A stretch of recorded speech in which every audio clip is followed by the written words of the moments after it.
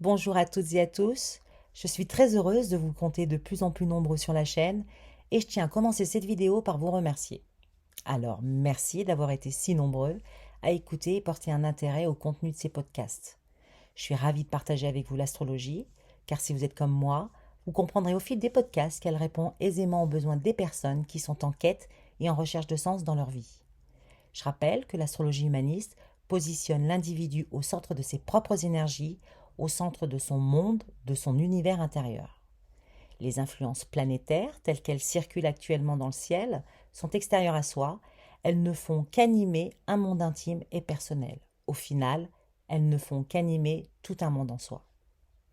Ayez à l'esprit que plus vous sensibilisez votre conscience aux énergies subtiles qui circulent en vous, plus vous vous offrez la possibilité d'une meilleure compréhension de vous-même, par vous-même et pour vous-même.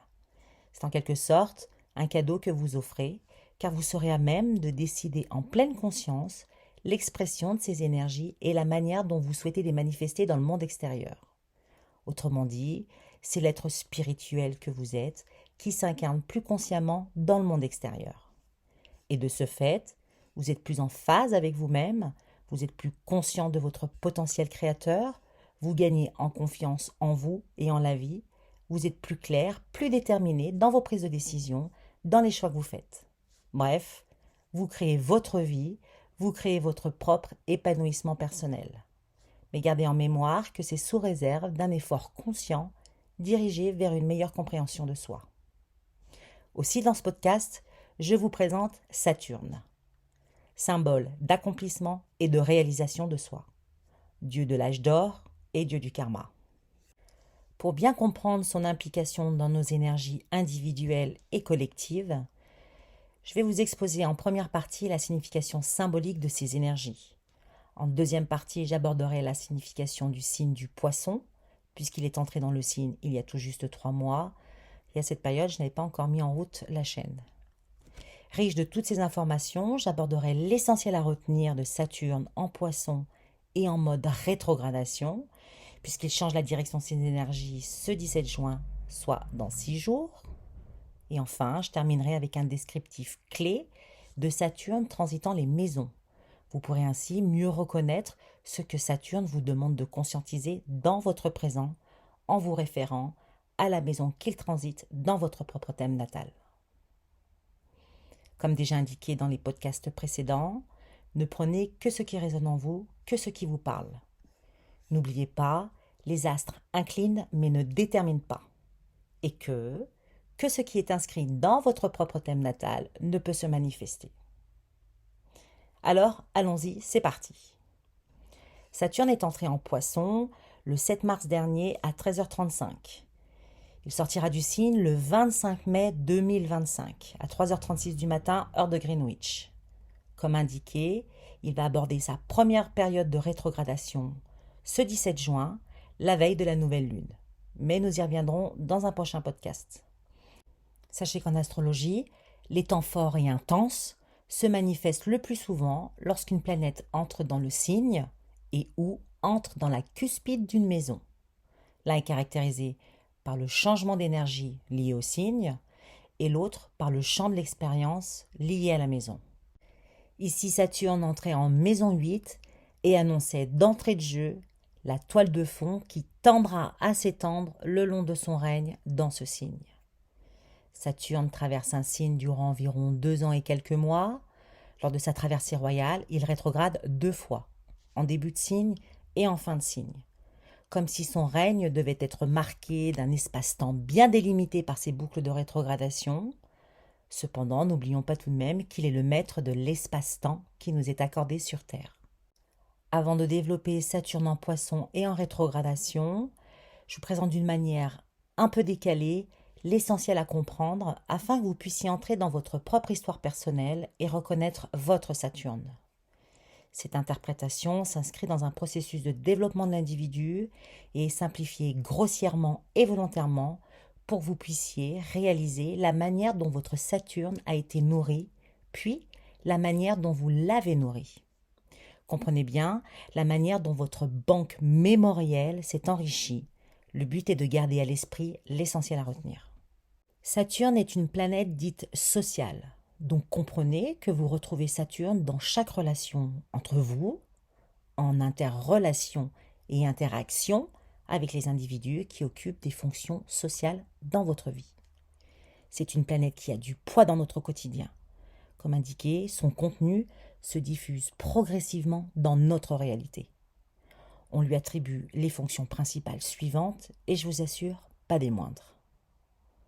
L'autorité, la structure, le cycle du temps, le cadre, les limites, la sécurité, la responsabilité, l'apprentissage, la construction, l'effort, à ne pas confondre avec le courage, l'autonomie, la peur, la frustration, la restriction, la concentration, la concrétisation, la réalisation. Et je terminerai avec la mémoire et la transmission. Tous ces symboles dynamiques lui appartiennent. Aussi, dès la naissance, l'individu se développe et se construit sous la responsabilité et l'autorité de ses parents, sa famille, sa société, sa nation. Il grandit, se développe et se construit selon ses rapports et ses interactions. À cet effet, les premiers rapports relationnels débutent donc avec son père et sa mère, car ce sont en général eux les premiers éducateurs. S'ensuit des relations avec frères et sœurs, s'il y en a, et sa famille en général, grands-parents, cousins, oncles, tantes, etc. Ici ressort quelques clés symboliques des fondements de Saturne. Se développer, se construire, se structurer sur des bases solides et sécuritaires. Il est clair que dans mon environnement familial, j'assimile, je me nourris, j'apprends certaines règles liées à une éducation issue d'une transmission générationnelle et j'apprends les limites, l'acceptation du non et la récompense, la félicité. Vient ensuite la deuxième phase de développement de construction avec le processus de socialisation, l'entrée à l'école, le collège, lycée, études de formation et ses lots de crise. Prenons le temps quelques instants de nous remémorer cette partie de vie vécue par la plupart d'entre nous. Et pour ce faire, je vous invite à vous poser quelques questions qui ont une résonance inconsciente dans votre vie présente. Quels ont été mes rapports relationnels avec mes profs, l'institution scolaire, avec mes camarades de classe? À quel groupe je me suis identifiée et auquel j'ai voulu appartenir? Comment ai-je trouvé ma place dans cet environnement à la fois bienveillant et hostile? Comment je me suis responsabilisée en répondant à mes propres besoins et en répondant aux attentes de mes parents et au système éducatif? Vous en conviendrez que dans le processus de socialisation, nos interrelations et nos interactions sont assez représentatives d'une micro-société. Ici ressortent de nouvelles clés complémentaires des fondements de Saturne. Se responsabiliser, se sécuriser, concrétiser ses projets, réussite ou échec des examens en vue de son devenir. Ici, on se sent toujours cadré et encore limité. Il faut devoir faire des efforts pour consolider tous ces champs de l'expérience, devoir faire des efforts pour conserver sa place dans cet environnement. Les deux phases citées précédemment vont s'inscrire dans notre psyché selon la manière dont nous avons intégré et assimilé ces expériences. Saturne se chargera de libérer ses mémoires selon ce que l'on a décidé d'expérimenter et de résoudre dans cette vie. Ces libérations interviennent dès le premier cycle. Force est de constater que la crise de l'adolescence, 14-15 ans, correspond à l'opposition de Saturne en transit avec Saturne natal. On retrouvera cette opposition à la crise de la quarantaine vers les 42-43 ans. Je rappelle qu'une révolution, c'est lorsqu'une planète revient sur sa position natale. Saturne met environ 29 ans et des poussières pour faire sa révolution. Aussi, la plupart d'entre nous vivront en moyenne 2,5 voire 3 révolutions. On peut comprendre que les cycles de Saturne sont des cycles évolutifs sur les différents plans, physiques, émotionnels et spirituels. Dans les grandes lignes de la destinée, le premier cycle constituera les bases de notre structure de développement et de construction, l'héritage générationnel et les frustrations liées aux limites qui s'imposeront. Le deuxième cycle est une potentielle mise en lumière de la responsabilité sous toutes ses formes. En d'autres termes, notre responsabilité engagée selon nos paroles, nos actes, notre comportement, et notre responsabilité pour nous libérer de nos peurs, de nos frustrations et de notre héritage générationnel limitant et limité. Dans le troisième cycle, on vivra potentiellement l'âge d'or, selon si on a libéré, ouvert et élargi son horizon de conscience. Au programme, paix intérieure et transmission de la sagesse de la vie à nos générations futures.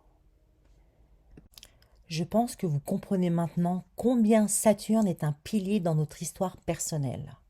C'est le gardien de la mémoire de ces cycles. Et c'est regrettable car les gens à la conscience de soi limitée pensent que les transits de Saturne manifestent des événements en provenance du monde extérieur et les considèrent le plus souvent comme injustes et insupportables, les qualifiant de sort ou du destin. Ils n'ont pas conscience que ces forces se manifestent depuis l'intérieur et ce n'est que lorsqu'elles sont projetées dans le monde extérieur qu'il nous est plus facile de les reconnaître. Au final, ces forces ne sont que l'écho d'actions karmiques internes. Aussi, je tiens à rappeler que malgré le stress, voire les pertes qu'apporte souvent Saturne en transit, son but principal est d'éliminer les barrières et les blocages afin d'accepter les événements et les expériences qui mèneront à une évolution plus élevée. Voilà pour la représentation symbolique de Saturne. J'espère que ce descriptif succinct vous permettra de percevoir les énergies de votre propre Saturne dans vos comportements et la manière dont vous les exprimez. Maintenant, que nous dit le signe du Poisson? Je rappelle que les énergies d'une planète sont neutres. C'est le signe qui indique la coloration qu'il prend, c'est-à-dire l'ambiance dans laquelle va baigner la planète. Le Poisson est un signe double. Le symbole met en exergue deux poissons qui nagent à contresens. L'un est tourné vers le haut et l'autre tourné vers le bas. C'est un signe féminin, sa polarité est donc réceptive et son élément est l'eau. Il est le dernier signe d'eau après le Scorpion et le Cancer et c'est lui qui boucle la roue zodiacale, qui boucle un cycle. L'élément eau représente le royaume de l'émotion profonde et les réactions affectives.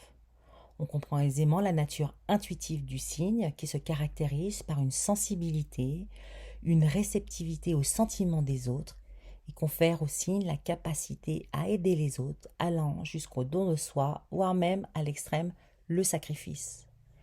Toutefois, quand le Poisson n'est pas totalement conscient de ses sentiments personnels, il cède au désir obsessionnel, aux peurs irrationnelles et à une sensibilité maladive. Comme dit précédemment, les deux poissons nagent à contresens. L'un dirigé vers le haut nage en direction des émotions du Cancer. Ces émotions demeurent dans la partie consciente de notre psychologie et l'autre poisson qui se dirige vers le bas indique qu'il nage en direction de nos émotions souterraines, celles qui sont cachées à la conscience de l'esprit.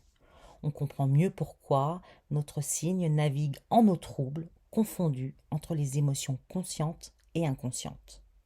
Rappelons aussi que c'est le dernier signe de cette roue énergétique. On peut donc s'ouvrir à une nouvelle interprétation et se dire que le corps céleste situé en Poisson a traversé toutes les énergies de la roue, tous les éléments de la roue, le feu, l'air, la terre et l'eau. Rappelons que les éléments ne s'accordent pas tous entre eux. L'eau s'accorde avec la terre, elle s'unifie. Le feu avec l'air s'amplifie. N'oublions pas aussi que ces énergies ont alterné d'un signe à l'autre entre polarité masculine et polarité féminine. Aussi, la planète située en Poisson a emmagasiné, expérimenté l'ensemble de ces énergies de la roue zodiacale. Et ces énergies ne peuvent être que confuses, troublées, brumeuses et embrouillées. Voici une petite astuce pour vous référer à votre thème natal. Regardez si une planète, un luminaire, la lune noire, Cérès, Chiron, Vesta, est localisée dans ce signe. Vous savez maintenant que ces fonctions s'expriment en eau trouble et nécessitent un nettoyage, une purification. Je terminerai sur le Poisson en vous disant que c'est tous ces éléments réunis qui le caractérisent de signe karmique, car il annonce simplement la fin d'un cycle et est chargé des émotions passées. Aussi, il faudra impérativement libérer et clarifier les émotions qui ne seront plus d'actualité, car sclérosantes pour le prochain cycle. Si ce travail n'est pas fait, vous en conviendrez qu'elles seront inscrites et néfastes dans le nouveau cycle à venir. Aussi, le Poisson devra s'appuyer et s'allier davantage sur son signe opposé, la Vierge, afin de trouver le point d'équilibre, le point complémentaire qui permettra l'utilisation efficiente des deux énergies. En effet, la Vierge, signe de terre, et son opposé, c'est elle qui détient le pouvoir de dynamiser l'intellect.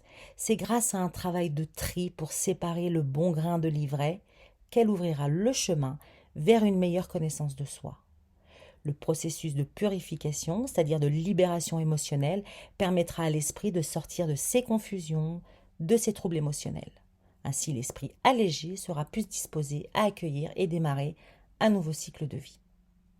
Je rappelle tout de même que le maître du poisson est Neptune. Neptune nous parle de ce qui est plus grand que soi, l'âme, l'amour inconditionnel, l'universalité des hommes. Aussi fort de ses aspirations, Neptune trouble notre réalité et nous place dans un état de contemplation, d'inertie, voire même d'illusion, qui engendre des comportements le plus souvent de fuite de notre réalité. Maintenant que nous avons fait le descriptif de Saturne et du Poisson, que nous demande Saturne en transit et en Poisson? Je suis sûre que vous avez quelques pistes de réflexion. Saturne nous parle donc de notre monde émotionnel, de nos émotions confondues et troublées qui engendrent des pensées et des réactions. Chaque pensée engendre une réaction et une action. Aussi, Saturne nous demande d'être le plus objectif, le plus lucide possible, en limitant l'action de nos émotions, pour nous permettre de nous responsabiliser dans notre réalité. Saturne nous propose de nous libérer de nos schémas de fuite, de nous libérer de nos peurs irrationnelles.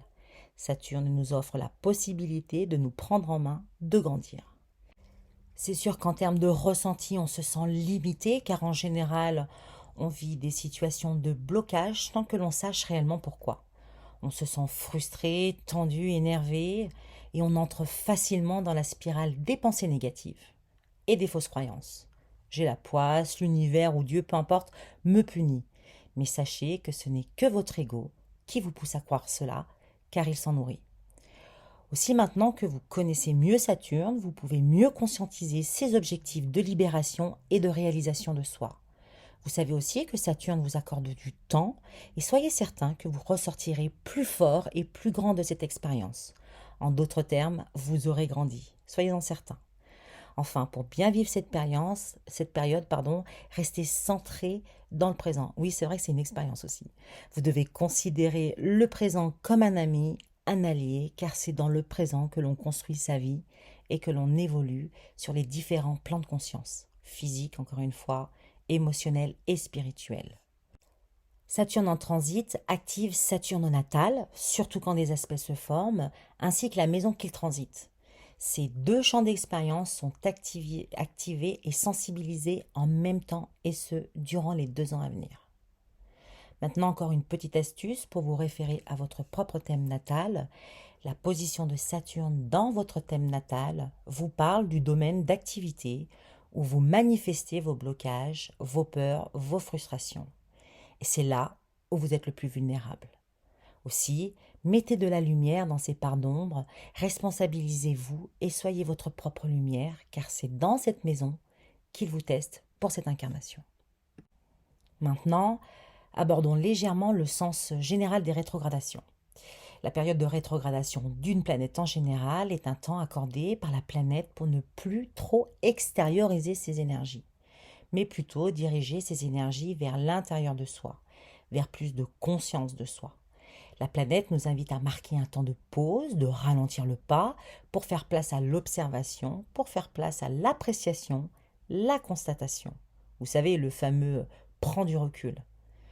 Porter son attention sur tout ce qui se passe dans ses activités, ses préoccupations du présent. Cette période est donc propice pour observer l'expression de ses énergies en vue de voir plus clairement certains comportements, certaines émotions, certaines pensées qui entravent l'expression du soi. Pour qu'à la reprise en marche directe de la planète, tous ces comportements soient à la clairvoyance de votre esprit et que vous décidiez d'y apporter les corrections nécessaires.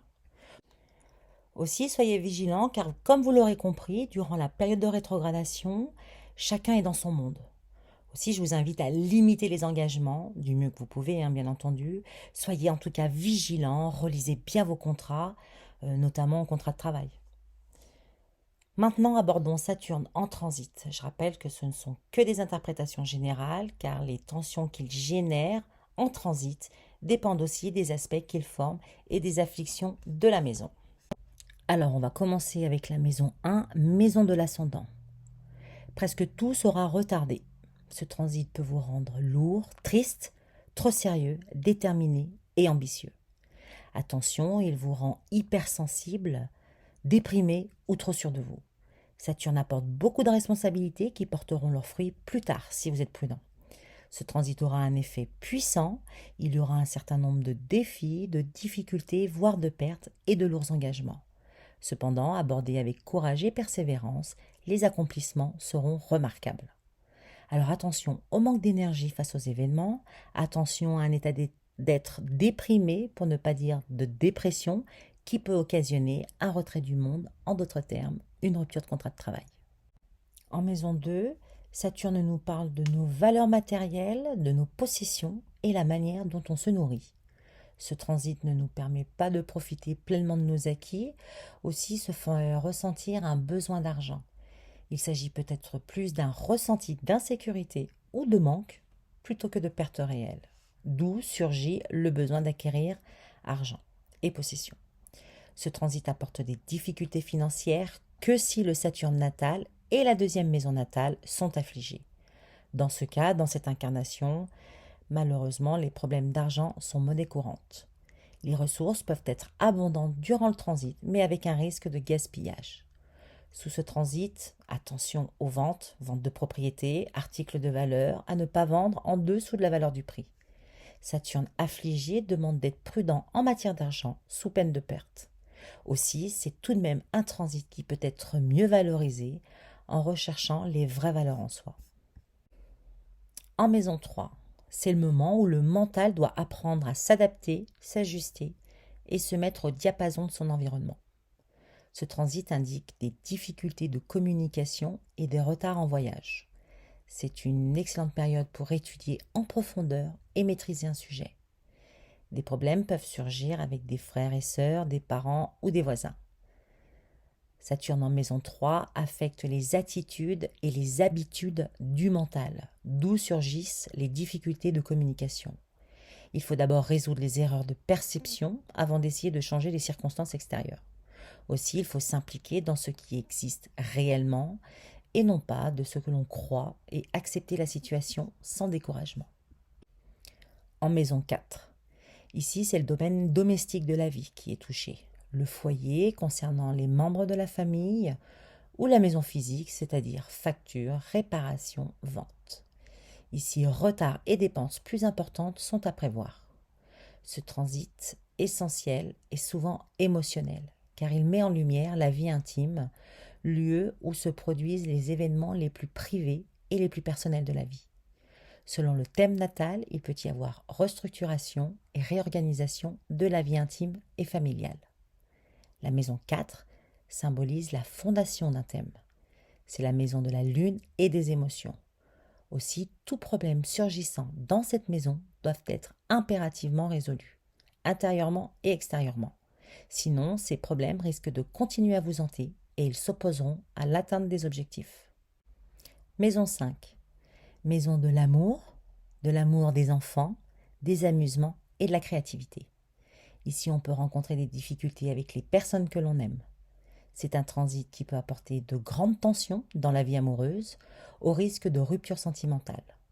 On peut ressentir aussi de la lourdeur à éduquer nos enfants. Aussi, c'est le moment d'apprendre, de mûrir et de grandir. C'est aussi la maison des jeux et des loisirs. Ici, il n'y a pas trop de place pour la récréation. Aussi, tout ce qui se crée dans cette maison sera accompli au prix d'efforts de concentration et de discipline. Sous ces conditions, ces créations dureront dans le temps, voire pour la vie. Maison 6. Maison du travail et de la santé au quotidien. De lourdes responsabilités sont à prévoir et vous feront travailler intensément. Attention à ne pas ressentir ce travail comme accablant. Attention à votre santé en général. Essayez d'économiser votre énergie pour plusieurs raisons. La première, c'est qu'elle est nécessaire pour pouvoir assumer vos responsabilités et vos tâches. Car ces responsabilités peuvent causer des tensions et peuvent être source de rupture de contrat de travail. La seconde, c'est qu'elle est nécessaire pour atteindre vos buts et pour gérer les problèmes du quotidien. Alors ne vous laissez pas envahir par la fatigue ou le manque d'envie, ce n'est pas le moment. Soyez conscient que ce n'est pas une période propice aux récompenses, cependant votre persévérance apportera des satisfactions plus tard. Et je terminerai par surveiller votre santé physique, morale et émotionnelle. Maison 7. Nous voici arrivés dans la maison des associations, des partenaires, personnels ou professionnels, du mariage et des ennemis connus. Vos relations, vos communications, vos échanges risquent d'être fortement testés, voire même défiés. Ici, c'est un grand défi car il risque de mettre fin à une action menée il y a 15 ans, lorsqu'il traversait la maison 1. Je rappelle que les 6 premières maisons sont en rapport et en relation avec soi-même. Avec la maison 7, on entre dans le rapport et la relation avec l'autre. Ici, Saturne nous teste sur notre compréhension et notre compétence à gérer des relations en tête-à-tête, telles que le mariage, relations intimes, relations professionnelles. Aussi, restez calme et pondérez en toutes circonstances, concentrez votre énergie à résoudre et trouver des solutions pacifiques. Maison 8. Comme vous le savez, la maison 8 est une maison à prendre avec du recul, car elle parle de transformation, de mutation, de mort. Et ces champs d'expérience peuvent se manifester symboliquement, voire réellement. Ce transit met en évidence 2 secteurs essentiels de la vie. Le premier concerne les finances, les principes et les idéaux de la communauté. Et le deuxième traite des transformations, mutations liées à la mort et à la renaissance. Dans ce transit, vous aurez à vous adapter à d'éventuelles pertes de richesse des autres, ça peut être celui de votre conjoint. Vous aurez aussi à vous confronter aux principes et aux idéaux des autres. Le but est de vous ajuster à ces valeurs différentes des vôtres, de les intégrer harmonieusement dans votre vie, sinon des désaccords profonds risquent de naître si vous les refusez. Dans le second secteur, vous prenez conscience de votre propre mortalité et celle des autres. Vous pensez beaucoup plus que d'accoutumer à la mort et à la vie après la mort. Vous noterez sans doute un changement notable de votre état d'esprit après le passage de Saturne, car vous aurez gagné en compréhension sur le sens de la vie et de l'incarnation. Maison 9. Ce transit indique une période où l'on est davantage en quête de sens, on intensifie nos recherches.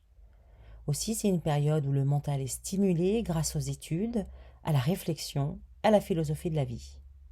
Cette dynamique stimule votre esprit sur vos points de vue et votre place en ce monde. Attention tout de même, car avec Saturne, il n'y a pas de place à l'idéalisme. Il faut gérer son environnement avec lucidité et réalisme. Ce transit fait potentiellement ressortir vos buts essentiels dans la vie. Aussi, les longs voyages risquent d'être retardés. Il peut aussi y avoir des possibles complications avec la loi. Alors faites en sorte d'être bien en règle. Maison 10. Saturne est régent de la maison 10. Aussi ici, vous êtes plus sérieux concernant votre carrière professionnelle, vos objectifs dans la vie et votre statut social. En transitant cette maison, si vous êtes à votre compte, vous avez davantage de responsabilités. Et si vous êtes salarié, c'est votre hiérarchie qui vous confie davantage de responsabilités.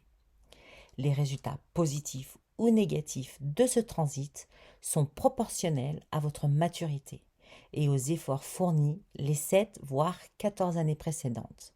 C'est en quelque sorte la maison de la récolte. Ici, on récolte les fruits, bons ou mauvais, de tout ce qui a été initié en maison 4 et ou en maison 7. Maison 11. La maison 11 nous parle des amis, des groupes de personnes, de nos aspirations, de nos espoirs et de l'avenir. Après avoir passé plus de 2 ans et demi précédentes à s'ériger personnellement et socialement, ici, il faut accepter et intégrer les valeurs de groupe, les valeurs humanitaires en soi et dans sa vie. Avec Saturne en maison 11, on comprend que nous avons tous besoin des autres pour pouvoir s'accomplir. Et de ce fait, vous ressentez que le groupe est limitant et fatigant, ce qui vous fait croire qu'il vaut mieux travailler en solo. Les uns et les autres auront tendance à vous imposer plus de responsabilités, plus de charges de travail. Aussi, le but est de trouver l'équilibre entre vos besoins et ceux des autres. Soyez coopératifs et trouvez des compromis. vous serez bien plus gagnant. Des frustrations sont à prévoir quant à vos espoirs, vos souhaits, vos aspirations. Risque de perte d'amis aussi. Maison 12. Maison de la fin d'un cycle. Ici, il faut résoudre tous les problèmes existants sous peine de les vivre plus intensément dans le prochain cycle. Il faut donc résoudre les problèmes non résolus des 30 dernières années avant que Saturne n'atteigne l'ascendant. Ici, les problèmes viennent les uns derrière les autres, certains ressurgissent car vous n'aviez pas envie de vous en occuper. Ne vous jugez pas, ne jugez pas votre vie, ne perdez pas votre énergie inutilement. Concentrez-vous sur ce qui est essentiel, ce qui doit être résolu. Faites le bilan et prenez conscience de vos réussites et de vos échecs. Corrigez votre mental pour éliminer les blocages qui entravent votre succès. Ici, vous ressentez des obstacles, des oppositions et des adversaires. Le transit de Saturne peut potentiellement produire de l'autoconfinement, de la tristesse, de la négativité et le sentiment d'être limité par les autres. Il faut résoudre les problèmes internes et externes à soi. Ici, on a tendance à se victimiser, on culpabilise, on est épris de désespoir causé par les regrets et les échecs passés. Ne vous laissez pas envahir par vos émotions, vous risqueriez de vous confiner psychologiquement. Responsabilisez-vous en douceur, par amour pour vous-même. Demandez-vous que pourriez-vous faire de bon pour vous aujourd'hui. Voilà pour ce qui concerne Saturne en transit. Aussi, j'espère que cette vidéo vous donnera des pistes de réflexion, des clés qui vous permettront de mieux vivre votre présent et de mieux appréhender les énergies planétaires de Saturne. Si besoin, n'hésitez pas à la réécouter, car ce n'est jamais bien évident de tout retenir du premier coup. Avant de vous quitter, et si cette vidéo vous a plu, je vous laisse le soin de la liker, de la partager et même de la commenter. Pour ma part, je vous dis à très vite pour notre prochaine vidéo de la nouvelle lune du 18 juin.